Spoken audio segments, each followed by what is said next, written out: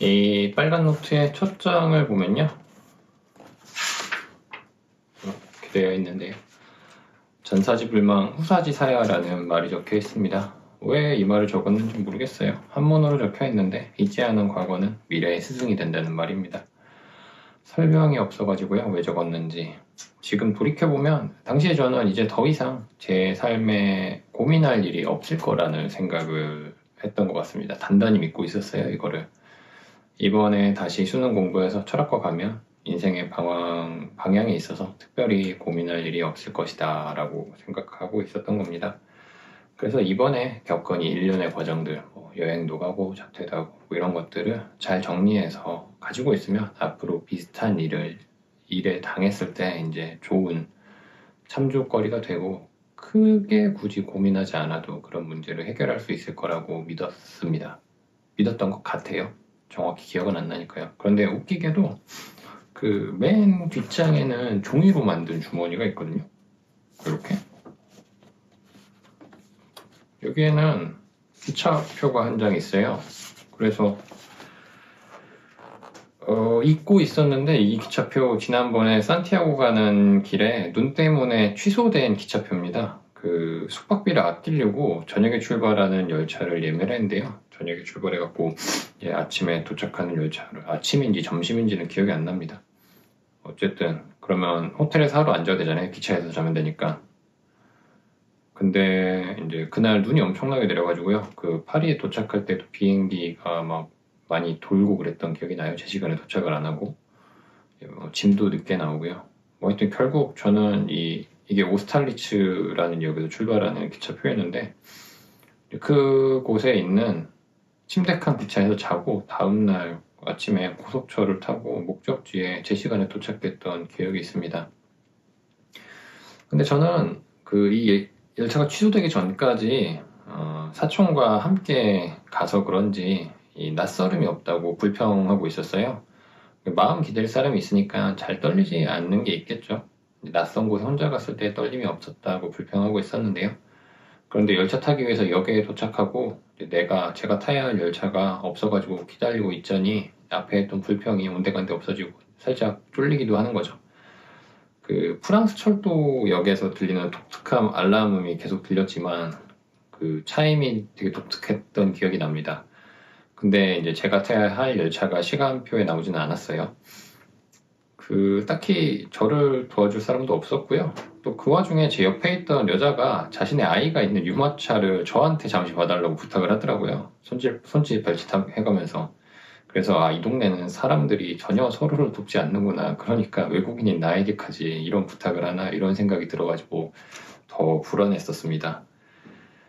그래서 이제 앞으로의 일은 전혀 알 수 없다는 이날의 교훈을 기억하려고 이 표 개찰까지 했거든요. 발권하고 개찰까지 하고 타지 못한 표인데 노트 맨 뒤에 꽂아놓은 거죠.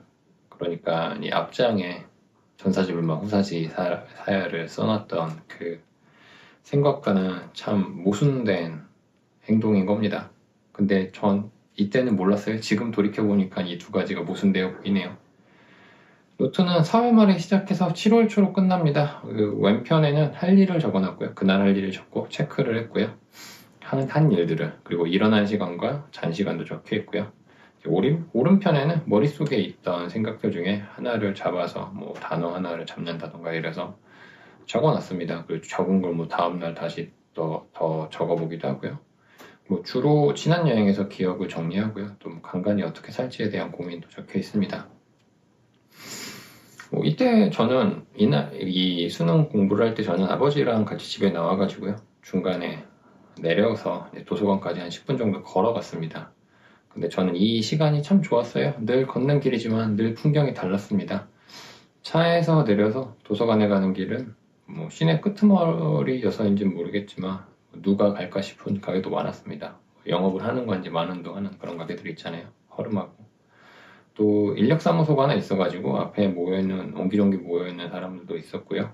또 1층이 아닌 현대식 건물인 절이 있어가지고 그게 참 낯설게 다가왔습니다. 저에게 절은 늘 단청을 칠한 한옥 느낌이었는데 이런 게 있구나. 교회 같은 절이 있어가지고 좀 신기하면서 왔다 갔다 했던 기억이 있습니다. 집으로 갈 때는 도서관 근처로 아버지가 왔고요. 도서관 앞에 향교가 하나 있어가지고 거기서 차를 기다리다가 이제 돌아왔습니다. 돌아온 뒤로는 뒷산을 걸었어요. 야생동물이 다니던 길이었는데 작은 톱을 갖고 길을 좀 정리한 뒤에 꾸준히 왔다 갔다 하니까 사람이 오갈 만한 길이 되더라고요. 그리고 뭐 7시인가 6시 반쯤에 하는 드라마 하나를 보고 다시 공부하다가 잠들었습니다. 다행히도 이 빨간 노트가 끝날 때까지 저는 이 루틴을 잘 지켰어요. 아쉬운 것은 주말에도 평일같이 하지 못했다는 것인데 그냥 하면 되는데 그게 참 안 됩니다. 이건 지금도 마찬가지입니다. 뭔 차인지 잘 모르겠어요. 어차피 일을 하고 있는 것도 아닌데. 이 빨간 노트를 적을 때는 일상에 큰 사건이 없었습니다. 그나마 눈에 띄는 사건은 두 가지인데 하나는 앞에서도 말했던 건데요. 그 L 선생으로부터 연락이 온 거죠. 분명 우리가 헤어질 때 L 선생은 자신이 일을 도와달라고 해도 절대 응하지 말라고 했거든요. 그런데 이제 그런 일이 실제로 일어났고 저는 시켰던 대로 그냥 안 된다고 잘라 말했는데 여기 L 선생은 심히 기분 나빴나 봅니다. 저에게 이제 성을 내면서 전화를 끊었는데 이제 이 사건이 좀 마음에 걸렸어요. 좀 많이 마음에 걸렸습니다. 그래서 그 노트 오른쪽 면에 관계에 대한 고민을 한 적이 많이 보입니다. 지금도 그렇지만 저는 여러 사람을 만나는 성격이 아니어서 그런지 한 사람 한 사람이 제 삶에 주는 영향이 큰 것 같습니다. 당시에는 몹시 아쉬워서 뭐 이리저리 이해해 보려고 고민했던 것 같습니다.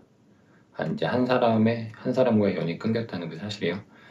그리고 또 다른 사건은 전에 다녔던 학교에서 만났던 친구에게 전화가 온 겁니다. 시험 기간인데 구조시험 좀 대신 봐달라는 장난스러운 말이 하는데요.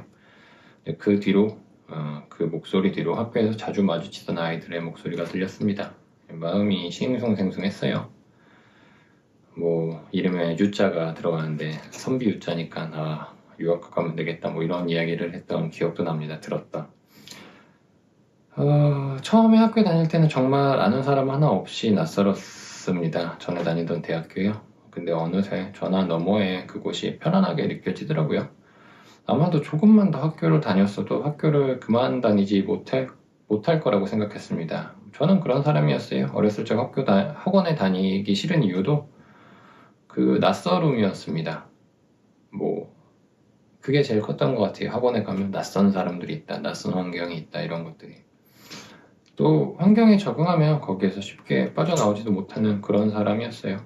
더 그 전에 했던 환경이 더 편안해지기 전에 자퇴한 것에 안도하기도 했고요. 이날 이 전화 받은 날 또 뭐 그냥 그렇게 또 편안한 곳에서 사는 게 뭐가 잘못인가 싶기도 했습니다.